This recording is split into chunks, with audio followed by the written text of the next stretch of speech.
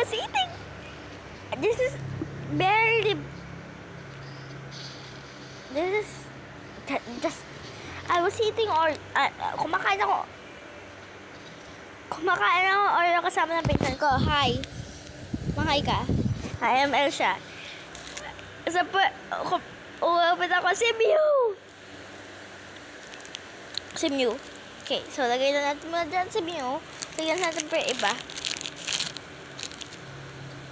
Okay, hindi si Mew. Bigay ko kay pinsan. Sinampak ka agad. So guys, nung isang araw, nagre-recess ako ng ano ba? Guess what, kuya? Guess what? Third time ko to nakuha si Mew.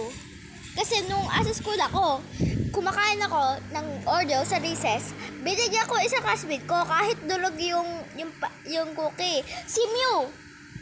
Tapos sinumpak kahit durog si Mew, kukunin ko. Basta si Mew. Lagyan natin sa packaging. So, pangalawa ko na itong Mew.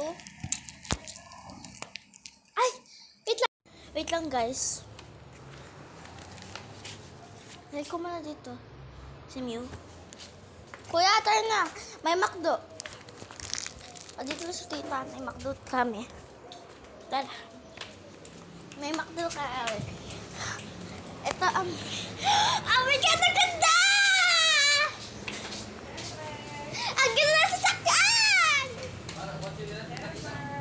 Sabi na ni Mama, dapat yellow daw. Yan ang talaga gusto ko eh. Kumakontra dito ko mo yun. Si Tita may gusto rin nga. Oh my God! Ang ganda! Ano mo yung pangalan ni Jake? Kuya, yung pangalan mo! Sa yan, kasi yan. Yan ang bagong sasakyan.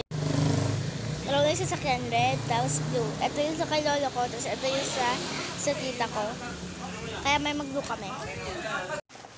Hi guys, so nakain ko na. Hindi ko nakain yung ano ba, hindi ko nakain yung Mew. Kinain ko na yung McDo. Kinain mo yung nuggets? Oo. Tingnan ko sa? Wala na, ubos na. Okay. So, wow na ito eh. Ito ay dollar pen. Iba-iba na. So, I think this is a start shooting. My card. Ayun yung card. So, yan yung dollar pen lang. Dollar pen lang siya, normal dollar pen. Hindi na siya yung flash, hindi na siya sa dollar pen na siya. So, that's all. Bye-bye. Alam ko, sabihin nyo, yung Mew. Mamaya na lang ko aayusin yung Mew na yun. Bye-bye.